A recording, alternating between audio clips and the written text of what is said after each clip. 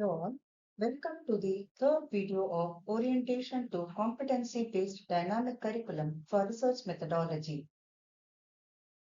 So far, in the past two videos, we have seen the course learning outcomes, the syllabus of research methodology subject with description of modules and units, the ways of implementation of syllabus, the teaching learning methods with examples, and the references mentioned in the syllabus.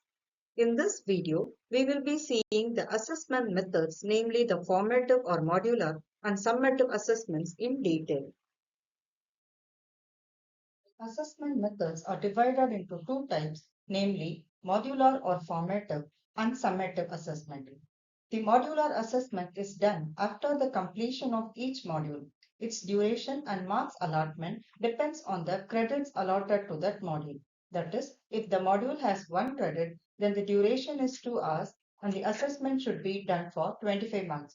And if it has 2 credits, then 4 hours should be allotted for assessment and the marks will be 50. These marks should be used for calculation of MGP, that is modular grade points, and SGPA, that is semester grade point average in the end of the semester. On the other hand, summative assessment, which is done at the end of the first semester, is conducted as university examination. Its duration is 3 hours and it will be for 100 marks. This is the modular assessment table where the details of modular assessment is given. Let's see the description of table in detail. The modular assessment should be conducted at the end of the module. In the previous slide, we have seen this hours and marks allotted. The assessment method should be a structured modular assessment, and the structured marking pattern should be followed and its record should be kept. The different assessment methods should be used in each module, and the modular grade point should be calculated as per table 6C. Let's see few examples mentioned in the syllabus for modular assessments. Checklist is one of the assessment methods suggested for Module 2, Ethics and Regulatory Aspects in Research. Since the module has 1 credit, assessment should be for 25 marks.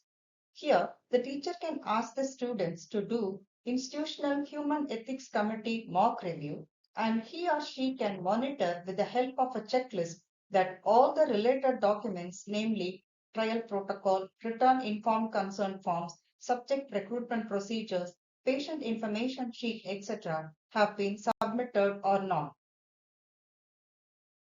Let's see one more example from Module 6, Research Communication. Here, the critical review of a published article has been suggested as an assessment method. Each student will be given a published article and asked to review it based on relevant publication guidelines. Then, the student's review will be assessed on selection of appropriate guidelines for which 5 marks can be given. Next, 5 marks can be allotted for review the article using respective checklist. Remaining 15 marks can be given for the summary of review that mentioning guidelines describing missed elements and positive aspects of the paper. Beyond these, it is also suggested in the syllabus that any practical activity in converted form can be taken for assessment. Similarly, any other experiential activity can also be taken for assessment. Let's see an example from Module 3, Unit 4 to understand how a practical activity can be taken for assessment. In this unit, the practical activity is appraise the case control studies in published literature. In this unit, self-directed learning is the TL method suggested. It can be converted into assessment as follows. The teacher shall form a structured marking pattern for evaluation and award marks as follows once the practical activity is completed. First, identify and justify the study design for 5 marks. Then identify the elements in the study design for 10 marks and identify any missing elements for 5 marks and state the merit and lacunae in the study for 5 marks. Likewise, any experiential activity can also be converted as an assessment. Here, we have taken Unit 6 of Module 6 as example. In this unit, the activity is Appreciate the referencing styles for different types of documents like journal articles, books, book chapters, conference proceedings, etc. Here, the assessment of referencing style can be done based on the inclusion of relevant bibliographic elements of citation and punctuation marks. A checklist may be formatted for evaluation and awarding marks. Here, information about a journal article has been given, and the question will be identify the type of document and write its reference style. And the answer would look like this. Student needs to write that the document type is a journal article, and they should also write the respective referencing style. 2 marks can be given for every correct reference style. That includes 1 mark each for citation elements order and punctuation. Similarly, other documents such as books or chapter in the book can also be given for test. Let's move on to summative assessment, that is university examination. Here the subject code is SIDPGRM. It's a single theory paper for 100 marks and no practical exam. The paper will contain one application-based question for 20 marks, 8 short answer questions and 4 analytical-based structured long answer questions, 40 marks each. All questions are compulsory. This table shows the blueprint for summative assessment. The question paper can be set as per the choices given here. Let's see the instructions for the paper setting. The question should be drawn based on the table 6F given in the syllabus. The marks assigned for the module in table 6F should be considered as the maximum marks. Questions should not be framed from a unit if indicated as no. No other question should be asked from the same module where the application-based question is framed. Except the module in which the application-based question is framed, at least one short answer question should be framed from each module. The long answer question should be analytical-based structured questions assessing the higher cognitive ability. The blueprint provided in table 6G, which we just saw in the previous slide, can be used for question paper setting, or similar blueprint can be created based on instructions given in the above points 1 to 6.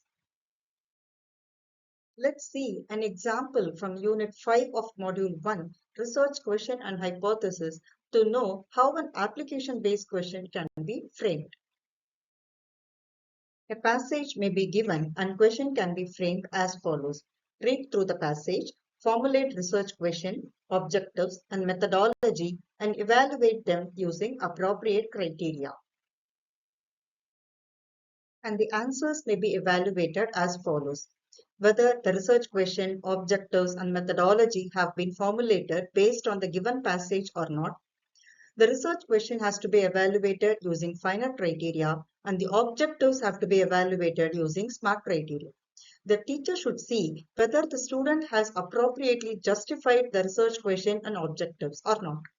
If the given passage is from a literature review, then whether the summary of the review work done and its prospects are to be looked for.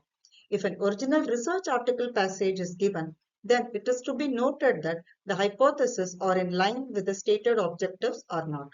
Each of the above criteria can be allotted 5 marks. Now, let's see how the short answer questions can be framed. Here we have cited Unit 3 of Module 1, Literature Search and Critical Appraisal of Literature as example. The question may be asked as follows. Describe the detailed approach of literature search. The answer should contain the list of databases or e-resources that may be searched, the methods describing search terms such as mesh terms and standard Siddha terminologies with examples, and the method of filtering using Boolean operators with examples should have been explained. Moving on to analytical-based structured long answer questions. Here, Unit 1 of Module 5, Preclinical Studies, is considered to explain how they can be framed. The question can be framed as follows. Critically analyze the utility of in vitro, in vivo, and in silico studies in Siddha research. And the answer should contain the proper definition of these studies, and they should have explained their relevance, utility, adoption, and limitations to resolve Siddha medicine research problems, citing examples.